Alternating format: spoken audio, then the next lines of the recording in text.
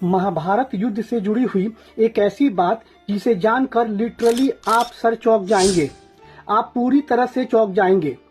हुआ ये था कि महाभारत युद्ध के ठीक पहले भगवान श्री कृष्ण अपने कक्ष में बैठकर युद्ध की रणनीति बना रहे थे।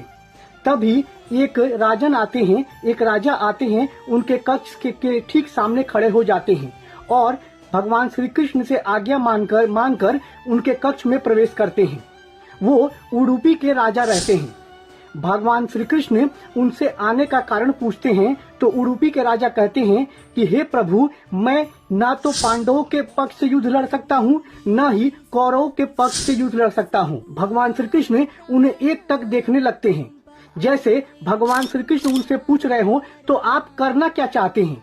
तो उडुपी के राजा कहते हैं कि हे प्रभु, इस युद्ध में बहुत सारे सैनिक हिस्सा लेंगे, बहुत सारे सैनिक हजारों लाखों के तादाद में सैनिक हिस्सा लेंगे, तो उनके भोजन की भी तो व्यवस्था करनी पड़ेगी।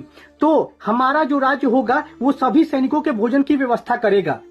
भगवान श्री कृष्ण उनके सामने देखते हैं और उसके बाद थोड़ी देर मुस्कुराकर उन्हें आज्ञा दे देते हैं। वैसा ही होता है, उडुपी के राजन पूरे सैनिकों की, चाहे पांडवों की सेना हो चाहे कौरवों की सेना हो, उनके भोजन की व्यवस्था करते हैं। एक तरफ कुरुक्षेत्र में तलवार और तीर लड़ रहे थे आपस में और दूसरे तरफ उडुपी के रसोई में मसालों का तड़का लग रहा था।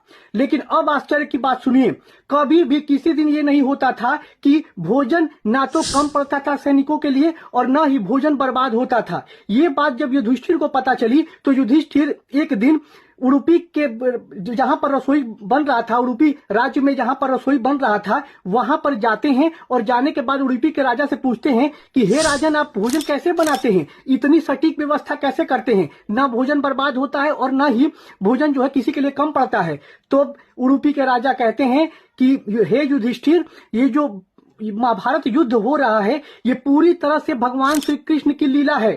तो पूछते हैं कि आप इसका मतलब अर्थ बताएं, आप कहना क्या चाहते हैं। तो वे कहते हैं कि जब भगवान श्री कृष्ण रात्रि के समय भोजन करने बैठते हैं तो मैं ठीक उनके पीछे खड़ा होकर देखता हूँ। वो जितने मूंगफली के दाने खाते हैं उतने ही जितने खाते हैं उसके 1000 गुना ज्यादा सैनिक जो है वो दूसरे दिन जो है युद्ध में मरने वाले होते हैं। जैसे अगर भगवान श्री कृष्ण मूंगफली के 10 दाने खाते हैं तो दूसरे दिन 10,000 सैनिक मरने वाले होते हैं और उतना भोजन मैं कम बनाता हूं, जिससे ना ही भोजन जो है बर्बाद होता है और ना ही भोजन कम पड़ता है।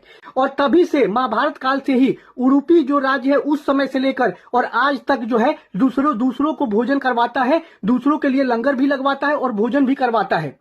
और बहुत सारे रेस्टोरेंट